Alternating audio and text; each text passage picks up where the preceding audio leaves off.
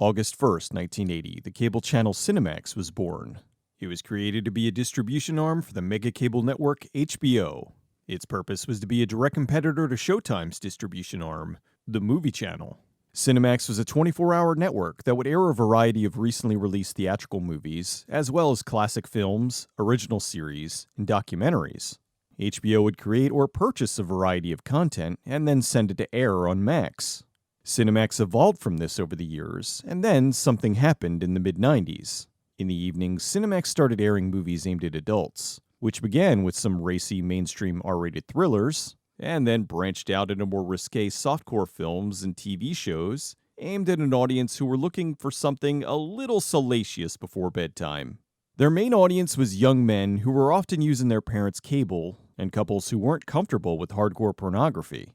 They just wanted a story that justified the erotic scenes. The network noticed their views were up for these programs, which often cost very little to produce or purchase. So they catered to this new crowd who tuned into the channel with very specific expectations. Essentially, a conflict and guilt-free romp with lots of softcore sex.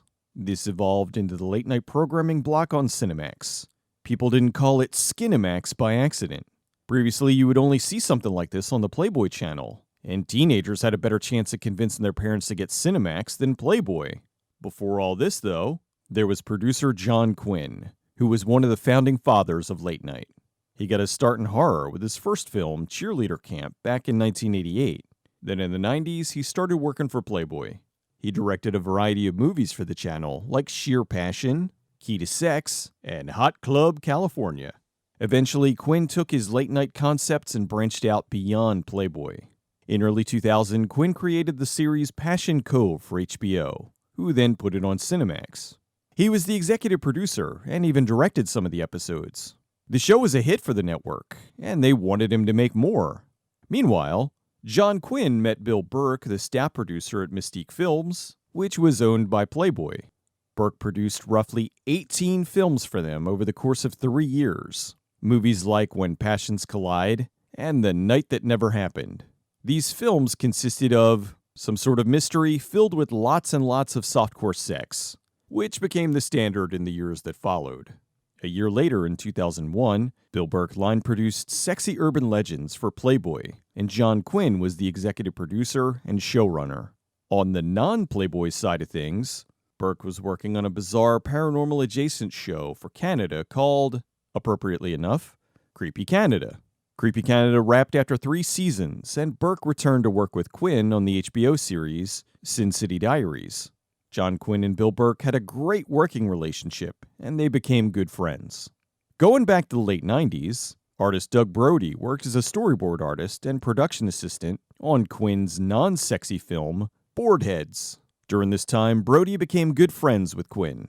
Quinn became his mentor, and basically taught him how to be a screenwriter. While Quinn was making sexy movies for Cinemax, Brody was working on mainstream movies like the remake of The Planet of the Apes, Iron Man, Van Helsing, and The Devil's Rejects.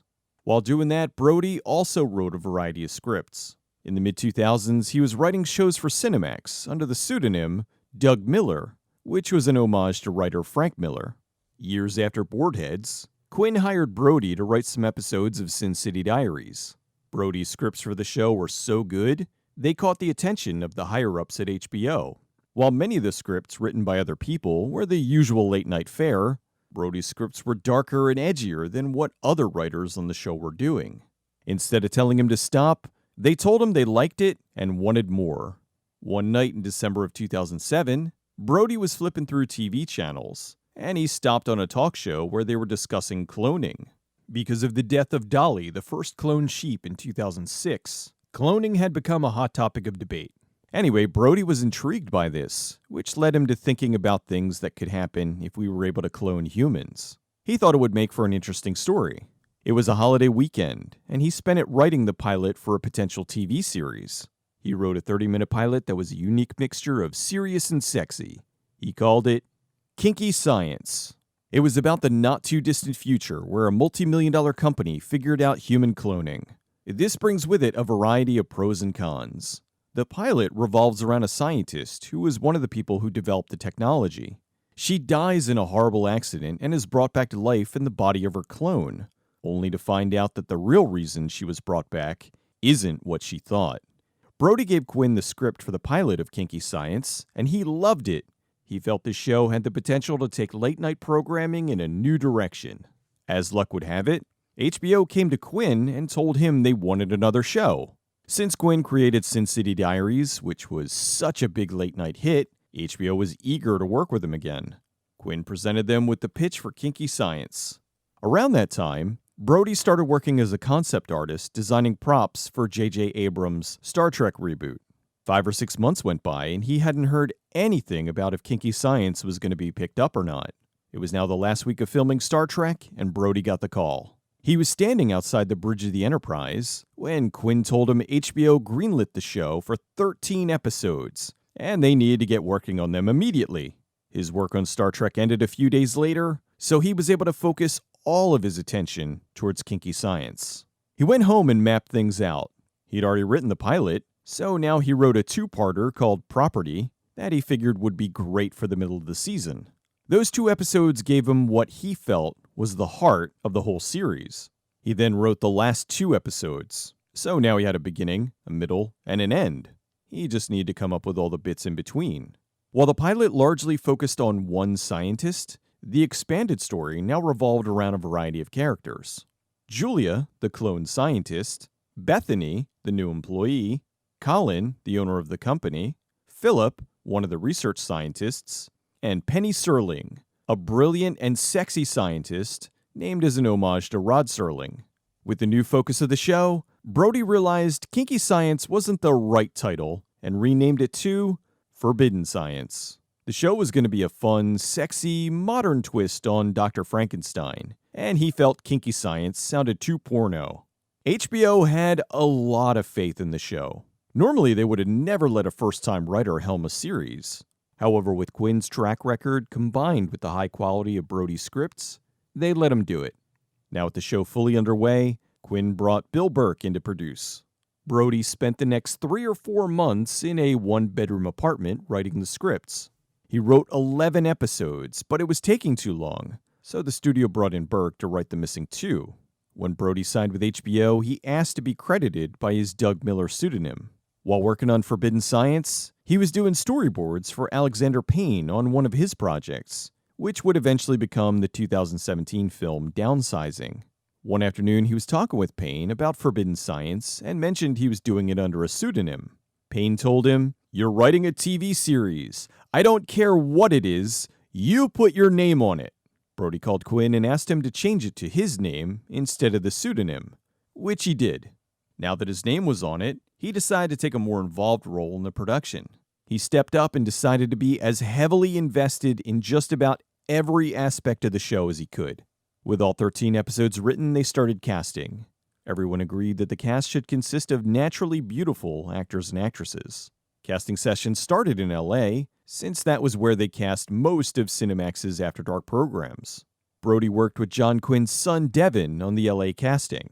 The initial casting hopefuls from LA were mostly from previous After Dark shows or from hardcore porn.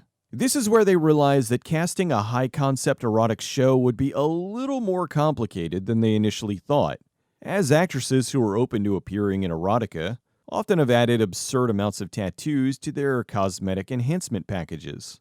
Many of them were, to put it politely, not what they were looking for. They were searching for a cast of natural-looking actors and actresses, and most of the prospects had giant breast implants, tattoos, and so many piercings they couldn't get through airport security. This was fine for the usual late-night programs, but not for the show they were making. They were looking for a cast who would be fairly believable as people who you would see working at a multi-million-dollar company. Their believability would be compromised by actresses sporting giant cosmetically enhanced breasts. People still joke about the 1999 film The World Is Not Enough, where Denise Richards played a nuclear physicist in crop tops and skin-tight shorts. Suspension of disbelief is challenging enough without having your brilliant genetic engineers look like they're also moonlighting at the Spearmint Rhino. Essentially, they wanted pretty people, not pretty plastic people. Out of all the interviews from LA, they found 2 who were terrific and cast them in the show. Levi Freeman was hired to play Colin Summers, and Mary Legault was hired to play Colin's assistant Laura. They both did a great job in their auditions. Levi performed a monologue about the life of a clone, and he nailed it. See this? This is where we grew you. Again. Brody liked him because he found him very reminiscent of Michael Rosenbaum's version of Lex Luthor in Smallville. He was a charming guy who could also play evil. They then moved casting to Canada. Bill Burke supervised the Toronto casting sessions. It was a big ordeal because no one had ever shot an erotic series in Toronto before. Chris Brown, one of the show's editors, shot all the auditions, while Burke played the off-camera roles. They digitized the footage in real time, burned it to DVD, and shipped it overnight to HBO. This was pretty high-tech at the time. Part of the audition required each person to have a videotaped nude body check so HBO could approve of them. The process was very structured. All casting notices clearly stated the show would have nudity, sexual situations, and their auditions would have a nude body check. For the women, they needed to see everything. For the men, they only needed to see their butts, though some of the more juvenile ones insisted on waving their manhood around during auditions, which impressed no one. They videotaped a short Q&A written by HBO's legal department, ensuring the actors knew what they were walking into. They stored all those Q&A videos in case some actor decided to claim they were deceived, which did happen on another HBO late-night show. They saw hundreds of people, which led to the casting agents occasionally bumping into a Starbucks barista they'd done a nude body check on, which was fairly awkward. Despite what you might think, casting the women is always the easiest part. Male actors, even the unknown ones, have bigger egos, combined with less ability or training. For every male they cast, there were at least 50 duds who thought they were hot stuff. Male actors have always been a challenge to cast for this sort of production due to ego, inability, grabbiness with the actresses, and an overage or underage of machismo. When they couldn't find the men they were looking for, they expanded their search and tried to cast men from the local gay theater organization, as well as gay male strippers. This didn't work out as well as they had hoped. They looked the part, they were all in great shape, and the HBO executives were very excited at some of the choices. The problem was, they couldn't act straight no matter how hard they tried. This was going to present a believability problem, even worse than a molecular biologist with G-cups. Despite the problems they encountered, the casting sessions in Canada were so much more productive than the ones in LA. This was where they found the rest of their cast. The script helped them to land actors and actresses who wouldn't traditionally do this type of show. It was so strong, the concepts didn't scream late night. It was a mature show that would be positioned in an immature programming block. The show had a relatively small cast. Vanessa Brose was hired to play Julia White. She was the focal point of the pilot episode, the clone of the dead scientist. The others were Joanne Alderson, who played Bethany, and R. Austin Ball as Dr. Wise. However, the most important person to cast was for the role of Dr. Penny Serling. Brody wrote the character of Penny in as his dream girl, a super smart punk rocker. She was originally designed to have bright pink hair, but HBO said no way. Out of all the things they said yes to, this was the one that they outright refused and would not budge on. They wouldn't allow it for some reason. They insisted on her having black hair. After going back and forth, they were finally able to come to the agreement that she would have black hair, but would wear different colored hair extensions. Penny was not designed to be a ripoff of Abby from NCIS. However, with her hair now in pigtails, someone showed Brody NCIS and he said, "Oh no, they're going to think we ripped it off." They were looking for the right actress for the part. One actress even dyed her hair pink before the casting session. Someone in the studio must have tipped her off before HBO stepped in. Brody thought he found the right actress for the job until he saw Noelle Dubois. She had the right energy for the part and was just beautiful. Dubois was a model who had recently gotten into acting. While she was still a baby, she landed a huge contract with Johnson & Johnson to be the new baby on their packaging. Unfortunately, she caught chickenpox from her cousin, so they had to pass on her and give the contract to another baby. Her parents decided not to pursue the modeling thing, but as she grew up, she decided to get back into it on her own. She started in musical theater, and then as she grew older, She worked in commercials and music videos. In 2007, she got the job to be the makeup double for Mila Kunis in Max Payne. They liked her so much they brought her in to be her body double for some scenes. Whenever you can't see Mila's face in the movie, it's more than likely Noelle. Her modeling agent kept pushing her to get some acting work, and she finally agreed by doing a very small indie film called Fear the Reaper. The movie took years to make and wasn't officially released until 2010. She said the director of the movie helped to give her the confidence to act, so she started pursuing it more. Shortly after shooting that, she heard about the casting for Forbidden Science in Toronto. They initially sent her 4 parts to read for. After seeing her, they decided to have her read for Bethany. However, they thought she was too young to play the Bethany part. She saw the role for Penny and thought that was what she should have read for. After talking to the casting director, she went back to audition for Penny. She auditioned and it went well, but then after weeks of no one calling her, she assumed she didn't get the job. Then one day they called her back to do a hair and makeup test. There was another lady up for the role that Brody wanted, but after seeing Noelle in person, he understood why they were more inclined to hire her. Noelle had very long hair, but the role called for a shoulder-length cut. They initially had her try on a bunch of wigs, but she suggested she was open to getting her hair cut for the part. This would be her first major role, so she worked closely with Brody to make sure she got her character right. Brody said Noelle was the magic potion. He had sketches for Penny, but no other character. While the other characters were more complex, Penny was the fun relief. He liked to think the nerds in the audience would love her too. He placed all his fantasies in this one character. He wrote it so her character loved Star Wars, comic books, and even old Flash Gordon. And I remember saying to the actress who plays Penny, that's all I'm looking for in life. It's just a girl to watch Flash Gordon with. Noelle asked Brody for help with her character, and he gave her a playlist of music to listen to. All of his favorites, mostly David Bowie and Prince. For her entire time preparing and filming the show, this was all she would listen to. They did have a few other characters, like the evil Senator Montgomery, who would show up from time to time. However, for most of the series, it stayed focused on the core cast. Working for HBO was great, but not as easy as one would think. The late-night block utilizes much lower budgets than the conventional shows, but still has the same rigid development process, financial obligations, and quality control standards. It's stressful, but they're wonderfully professional about everything, which makes them great to work with. However, setting everything up was an arduous process. Most people don't know that broadcasters like HBO don't give you any money for production. They give you a contract to purchase the final episodes, which you have to take to the bank and get a loan.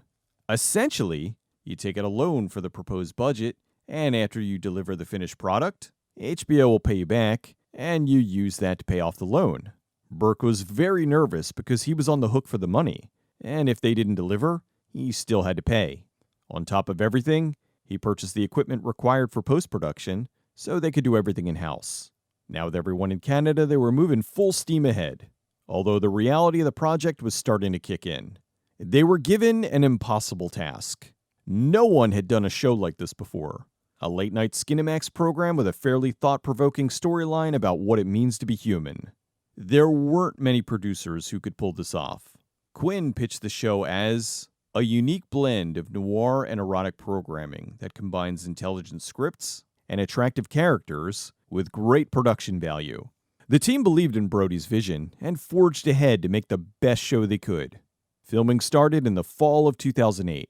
Quinn had a long relationship with HBO, and they trusted him. So while working on the show, the network left them alone, for the most part. They occasionally made odd requests, like changing a word in the dialogue, but for the most part, they were hands-off. Filming would take place in Hamilton, Ontario, Canada. The exterior building they frequently show as the headquarters for Forever is a pair of conjoined office buildings in Hamilton, the Commerce Place 1 and 2. They paid the owners of the towers $500 for permission to use it in the show. Bill Burke shot all the inserts with the second camera operator. Next to the building is a parking lot where they put the camera in the bed of a pickup, lowered the tire pressure to almost flat, and drove back and forth to give the illusion of dolly shots.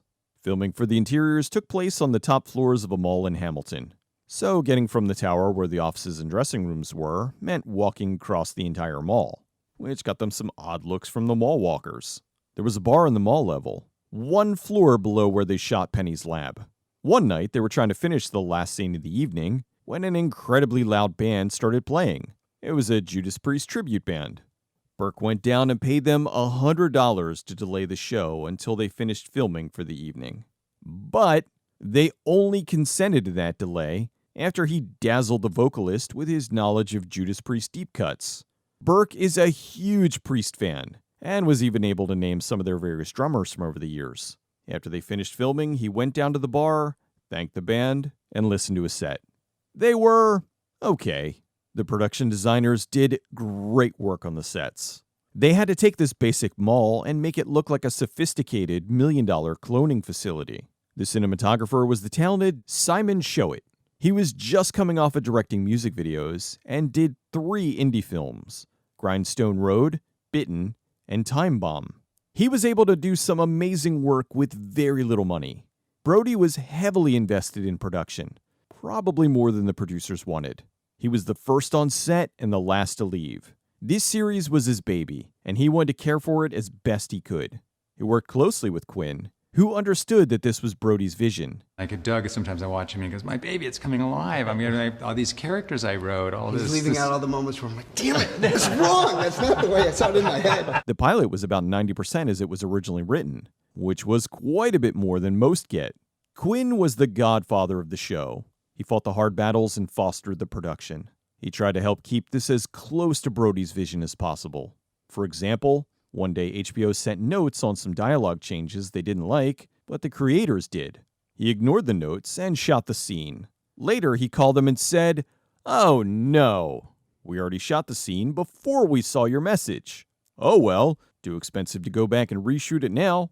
Beyond the writing, since Doug was an artist, he sketched storyboards and other elements for the show. Way more than you would expect for something that would appear in the late-night block. There was a scene in the pilot where the cheating ex-husband is having sex with his mistress on the bed right next to his wife, who was still in a coma after being resurrected as a clone. The film crew and the writer were in the other room, and in between takes, the actor playing the husband was yelling, "Doug Brody, you are a sick, sadistic motherfucker," which had everyone howling with laughter. When Doug was writing the show, he looked at the love scenes like commercial breaks. He wrote the arc the series would follow, and then left room in there for the obligatory love scenes. They planned for there to be about 2 or 3 love scenes for every 23-minute episode. At the time, visual effects in a late-night show was unheard of. However, HBO saw the potential for the show to be a groundbreaking title in late night, and allowed them to do it as long as it was within the budget. That's where producer Bill Burke came in. He was on hand to say what was doable and what was too expensive. While working on J.J. Abrams' Star Trek, Brody came up with a design for a thing he called a memory bug. This was a somewhat phallic centipede creature that could be used to erase someone's memory. It didn't make the cut for the movie, so he redesigned it and used it in Forbidden Science. There were a few other things that made the cut, like some optical effects, blood squibs, and practicals. The effects looked like they were from a bigger TV show, and not this little one with no money. This may seem like nothing today, but keep in mind, this was something that was practically unheard of 15 years ago.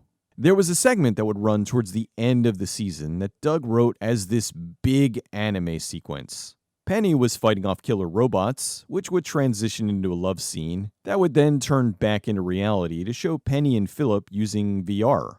It became clear this wouldn't be possible within their budget, so they needed to figure out a replacement scene they could do that wouldn't break the bank. Quinn told Brody, "This is the set we have. Write something 3 pages long that we can film quickly." They were on set at 2 a.m. and Doug was furiously penning out a sequence they could shoot fast. So they lost a really cool animated robot battle for strip poker. You can't win them all. Doug loved seeing his vision come to life, and it gave him the confidence to write more and more of what he felt was better material. While they did have more leeway to make the show, things didn't always go great. Brody and Burke butted heads a few times. It was implied that Brody was the writer with too many opinions. Brody wanted the synthetics to be branded with tattoos going down their sides, which they couldn't afford to do, so they just picked odd-looking actors to play most of the androids. The 2-parter Property was about an android who decided to shut himself down instead of living as a sex slave. Brody was so proud of this story, but it wasn't exactly what he wanted, and he felt frustrated by what they couldn't accomplish. He wrote down all of his ideas that they couldn't or wouldn't do, and when he came home, he wrote a full movie script called Homeland, which he later changed to Sentient. Doug was really into the X-Files, and it was a major influence on the show. The intro they put together was meant to be an intentional homage to the X-Files, with the way it's cut, ending with the eye, and created by Doug Brode. As for the eye, they filmed a few of the actresses, but like Noelle's the best, so they used hers. The scene where Penny's in a superhero costume fighting evil was an homage to Flash Gordon. Having Noelle dressed up like Gogo Yubari was an obvious homage to Kill Bill, as well as a little wish fulfillment. Hi. There were a few cameos within the show. John Quinn is the priest in the confessional. Doug Brody's one of the extras. Come on, pussy boy. Time to fly. He was supposed to have a bigger part, but he chickened out, and Bill Burke ended up doing it. The entire series was shot in about 35 days, which was all the budget could handle. This was a brutal schedule given how complex the show was. Quinn genuinely cared about the production and was very supportive, far beyond what you would think for something often dismissed as smut. Which brings me to the sex scenes. Usually when you shoot a sex scene, you overshoot them, then edit them down to a reasonable length. This was where they ran into the biggest problem with HBO. And they didn't want the scenes trimmed down. They wanted it all. Every minute, every angle. The show is designed to be fairly explicit, but they weren't expecting it to be this explicit. They started to make some toned-down edits, but broadcasters required full HD captioned masters, which are very costly to create. That made creating a softer version financially prohibitive. Burke said, "Caption masters have always been the bane of his existence." At around the same time, there was another big late-night Cinemax show, Zane's Sex Chronicles. Because this was based on a popular book series, the author requested them to have less explicit sex and only one erotic scene per episode. That self-censorship upset a lot of late-night viewers, so it only lasted for 2 seasons. It's possible HBO was looking at the ratings for Zane's Sex Chronicles, which led to them insisting on putting more sex in Forbidden Science. This began the tug-of-war between art and commerce. The show's creators wanted shorter sex scenes, which was perfectly understandable because the plots were complex and nuanced, addressing social issues and classy science fiction concepts. You brought me back. You must want something. I want my fucking property. The protracted sex scenes often took you out of the story and marred the pacing they struggled so hard to create. On the other hand, broadcasters knew that many viewers came for the sex and nudity. They weren't there for the story, they were there for the TNA. Ultimately, HBO won the debate and extended the show out to 30 minutes, meaning there would be about 10 minutes of simulated sex in every episode. A third of the show was now sex. The team struggled with this, because complex science fiction isn't always an organic fit with erotica, especially when there's 3 erotic scenes shoehorned into 30 minutes. Some of the scenes amounted to, "Well, honey, that was a long, hard day of conspiring with dark, unseen forces to replace humanity with android duplicates. So what do you say we order some Thai food and fuck?" The long-term character interaction was also a challenge, as it meant seeing the same couples having multiple love scenes together. Erotic shows and films are structured much like a 3-chord rock song, with the sex scenes as the chorus. Some filmmakers, like Radley Metzger, the director of the Licorice Quartet, have found a way to merge compelling stories and hot, smokin' erotic action, but it's rare. It's the exception, not the rule. John Quinn fought for the show, but the one battle he couldn't win was for the edit. HBO would air it how they wanted, not how the team wanted. Unfortunately, there was more bad news. The team put everything into the show, and in the end, they went over budget. When the show was finally finished, Burke was heavily in debt. The show cost $1.3 million for all 13 episodes combined. HBO would only pay out what they initially agreed on. Burke was hoping to recoup this loss when the show aired. Now they had to work on the marketing. The poster for the show, with Julia in the cloning chamber, was meant to be an homage to Metropolis. Brody toiled over the cover right down to the font they used. He wanted it to be a striking image that would get people's attention. HBO had so much faith in the show, they wanted to send some of the folks to San Diego Comic-Con to promote it. They could only send 2 people. Originally, HBO wanted to send John Quinn and Noelle Dubois, but since this was Doug's baby, Quinn asked him to go in his place. At the HBO booth, they had replicas of the cloning chambers. Doug and Noelle were there to answer questions and sign autographs. Noelle was overjoyed to be able to go to the convention because she grew up with sci-fi and horror. To her, it was surreal. She was stunned because she said there was a big line there to get her autograph. Everything seemed to be going well. They were almost positive that a season 2 was coming, so they ended the series on a cliffhanger. While waiting for the show to premiere, Brody made an outline for a potential season 2. Season 2 would start with Bethany going missing. Due to some friction with the actress and some of the cast, he wasn't sure if the actress was coming back. If they did get a season 2, they may have recast her, reduced her role, or removed her character from the show completely. Joanne Alderson wasn't contracted for season 2, although that was completely common for these kinds of programs. HBO's After Dark shows wouldn't sign any traditional extended contracts committing an actor to additional seasons, meaning that you often lost actors between season 1 and season 2. Some had just had their fill of erotica and grew tired of having to constantly do nude scenes, which was understandable. Others had relationship partners that put their foot down, demanding, "No more!" Traditionally, that's a controlling, jealous boyfriend. So if you don't see actors returning for more seasons of your favorite After Dark romp, it's likely one of those reasons. As far as this show, it's rumored the actress wasn't particularly happy with the length of the sex scenes in the series. It actually ended up being the last acting job she did before she left the industry. That may have changed if the show was a hit, but we'll never know. Bill Burke said he would have hired her back if there was a season 2. Noelle floated the idea that for season 2, an interesting thing would have been to make her a robot. Not sure if that would have happened or not either. Forbidden Science premiered on January 9th, 2009 in the After Dark block. The show opened with these lines. Tomorrow, loved ones will return as clones. Memories will be downloaded and sold. Androids will walk among us. Tomorrow is now. Sadly, the series did not do as well as they'd hoped. Much of the problem stemmed from the very effective branding on the late-night programming block. People don't call it Skinemax by accident. Remember, their committed late-night audience tuned in with very specific expectations.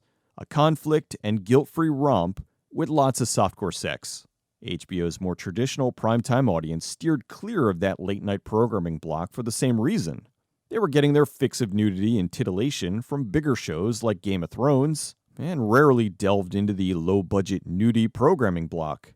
Forbidden Science aspired to be smarter than the other late-night crotch operas, but those higher aspirations ultimately cost them a segment of the traditional After Dark audience who were confused. Mainstream audiences tuned out because there was too much sex, and the late-night audience tuned out because there was too much story. They were charged at serving two masters, ultimately becoming neither fish nor fowl. You can't be a floor wax and a dessert topping. Sadly, despite all the effort that was put into the series, it was not greenlit for a second season. The team agreed that if they would have shortened the sex scenes, it would have played better, and most likely would have been picked up. In response to this, Quinn spent $10,000 of his own money to have the show edited down to 23 minutes per episode. This was to prove that the show was still sexy, but there was more to it than just the sex. The new cut trimmed about 60% of the sex out per episode. They knew no one outside their circle would ever see this version, but Quinn did it for his and Brody's own sanity, to put together the show the way it should have been. They were all proud of this version. It seemed HBO was expecting mainstream ratings for a late-night program. It would have taken an ingenious and probably costly amount of promotion to draw in the mainstream audience needed to bolster the show's ratings. Bill Burke said, "That's a shame because Doug wrote some tremendous scripts, and there was a wealth of talent in front of and behind the camera." Another issue is that contemporary science fiction television shows have very high production values, giving them a layer of gloss or grit depending on the show. No matter how clever you are, you still need money to attain that level of production values. So in the sci-fi genre, they were a scrappy AAA baseball team competing against the major league. For a second season, the show already had all the right elements: good scripts, imaginative concepts, and quality people. It just needed to have a third less of the on-screen sex and a budget that could have given them a competitive sheen. Not a massive increase in budget, but enough to make it appealing to the wider audience they were chasing. Despite HBO insisting on the edit, the team was still happy to work with them. They were professional and wonderful to work with. It's just a shame they couldn't see the bigger picture at the time. It was still a great experience. Without being picked up for season 2, Bill Burke was in a bind. He needed to do something to try to make back the money the show lost. Quinn had been stung by Forbidden Science's lack of renewal, so he decided to go back to basics and create a simple show designed to be containable. Lingerie. This was more of what the late-night audience was expecting. It was a bottle series, shot almost entirely in one loft complex. There were enough characters for interesting erotic pairings, which helped. Ironically, in the short time between series, HBO changed their budgeting policies, meaning Lingerie had a 30% higher budget than the insanely ambitious Forbidden Science. With Forbidden Science ending, most of the cast weren't right for the usual late-night fare. However, they loved Noelle so much, they created a recurring role for her in Lingerie. They also brought over Vanessa Brose for an episode. Lingerie was very successful because the audience knew what they were getting. Attractive people dry humping. The profit they made from this helped Bill Burke get out of debt. He was able to pay back the loan, but now the bank owned the show. Sadly, while they were working on the Lingerie show, John Quinn was sick. He had cancer. He died October 12th, 2011, about a year after they finished the final season of Lingerie. Everyone who knew him was heartbroken. He was beloved. Bill Burke knew he was ill, but his passing was still a devastating gut punch. He was a wonderful friend who he really admired. A short while later, Doug Brode got married and had Quinn's son Devin as his best man. Everyone I spoke to had nothing but good things to say about John Quinn, how he was a mentor, a great friend, and a genuinely good person. He was the founding father of late night. After Forbidden Science ended, Doug Brode went back to the Doug Miller name and wrote a few episodes of Life on Top. While Lingerie and Life on Top did well, it became clear they were part of a dying breed. All good things come to an end, and the infamous late-night Skinemax block was defeated by the internet. Much like how video killed the radio star, internet porn annihilated the Skinemax shows. A certain percentage of people watched the erotic shows because they were too embarrassed to seek out hardcore porn in their local video stores. Then the internet made pornography readily available, becoming so ubiquitous that it became mainstream and no longer deemed seedy. Anyone could watch it anonymously without ever having to leave the house. The combination of free porn and hardcore streaming sheared off a significant percentage of the Skinemax viewership, and the whole lineup was reformatted. Bill Burke said, "The shows we produced were racy and naughty, but now they just seem quaint. Porn is something else entirely, though it probably looks the same to the uninitiated." Seeing that late night was dying, Burke was given the opportunity to go out with a blast. As an absolute goof, he wrote and directed Sweet Prudence and the Erotic Adventures of Bigfoot. He shot it in 4 days on a super low budget. Burke was also tired of working with men, so if you watch Sweet Prudence, you'll notice it has a preponderance of girl-on-girl love scenes. And that's not because he has a personal fetish, it was just because he was tired of male actors and their nonsense. Much to his surprise, Sweet Prudence went on to be a hit that won several awards, and was one of the most watched late-night shows of all time. At least they went out with a bang. Who knew there was such an audience for Bigfoot porn? Much like how internet porn killed the softcore market, streaming buried it. For erotic shows, DVD and Amazon Prime are about the best you'll get. Most are too explicit for Netflix or Tubi, where they don't earn any more money anyway. Streaming is designed to keep independent producers poor. Speaking of Amazon Prime, with the bank, the proud owners of one of the first late-night sexy sci-fi shows, they gave it to one of their distributors, who put it up on Amazon Video on Demand in HD and have it for sale on DVD. Although for some reason, they made a completely new cover, which has a character that is not in the show. The new art tremendously misrepresents the show. Although on the plus side, many of the After Dark shows from that time are now lost or forgotten. So, awful cover art aside, this release gives it a second life, so you can enjoy the show in all its glory. Many other shows don't have that luxury. It actually looks better now than it did back then, because now you can watch it in HD, whereas back then it was broadcast in SD. Brody thought about writing a proper season 2 as either a comic or a novel, but with the bank owning the rights, that's not possible. Brody returned to Hollywood and worked on a plethora of films, from The Maze Runner to American Made to A Very Harold and Kumar Christmas. He's a big fan of the amazing Albert Pyun movie, The Sword and the Sorcerer. While he was working on Thor, he designed the triple-bladed axe as an homage to the triple-bladed sword in The Sword and the Sorcerer. Brody continues to write and has sold a few of his scripts over the years, although not all of them that were bought went into production. This was frustrating, so he started to write novels. He said, "You have no control over the script once you sell it, so it may not be seen, and if they actually do make it, it may end up completely different from what you wrote." With a novel, he knows at least that people will read it. His first novel ended up being the Ship Trilogy, a sci-fi story about aliens that is heavily influenced by the X-Files. He returned to his script Sentient and put the finishing touches on it. While Brody was sad that Forbidden Science ended with one season, he said this worked out for him in the long run, because he most likely would have used the ideas he had for Sentient for season 2. The script did the rounds and was almost picked up a few times. Directors Chris Columbus and Duncan Jones were both interested, but it never went further than that. Now, 15 years after the end of Forbidden Science, he sat down and took the Sentient script and turned it into a fully fleshed out novel. Since he'd written a few stories in those years, he felt he was now better at going from script to novel. He took Sentient and renamed it Shelley.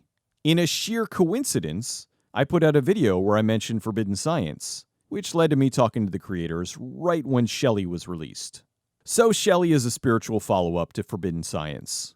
It takes some of the ideas Brody had back in the day and expands on them greatly.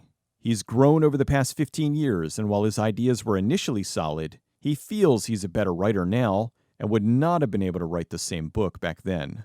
On a side note, my wife, who is an avid reader, read Shelley and loved it. I just started reading it myself, and I have to agree, it's genuinely terrific. Although I'm a much slower reader than she is, so it's going to take me a while to finish. You can find it on Amazon if you're interested. I'll put a link below, but I am not making anything off of it if you decide to purchase. I just wanted to point you in that direction in case you're interested. You know me, I love to support the underdog. Bill Burke is also writing. So far, he has 3 novels, Scorpius Rex, Primeval Waters, his personal favorite, and Dominant Species. They've gotten great reviews from his readers and critics. He said, "It's a good feeling. If you write a script, you'll be lucky if it's read by a low-ranking development reader, and it can be dismissed for 100 reasons, totally unrelated to your writing talent, but at least your book gets into the hands of real readers who enjoy it." His books can also be found on Amazon. Noelle Dubois got a call from a director who saw her in Forbidden Science and wanted to hire her for a movie called Biology 101. It's about a college professor who's obsessed with a cam girl named Danny Darling. The obsession gets worse when one day she turns up as a student in his class. The team flew Noelle out to shoot the film, which turned out to be made by some SoCal University students. They were given funding by the school to make the movie, and they were able to shoot most of it on campus.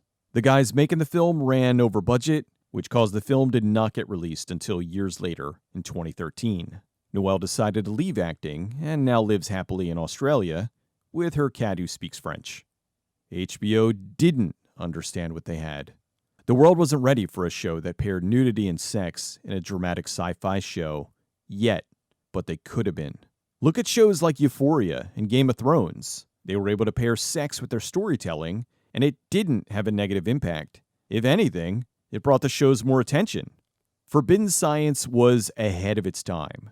If HBO could have seen the potential of the show, instead of focusing on what they wanted for it to fit into the late night block, they could have had a breakout hit. Instead, it's a curious anomaly that's largely beloved by a small group of people, myself included.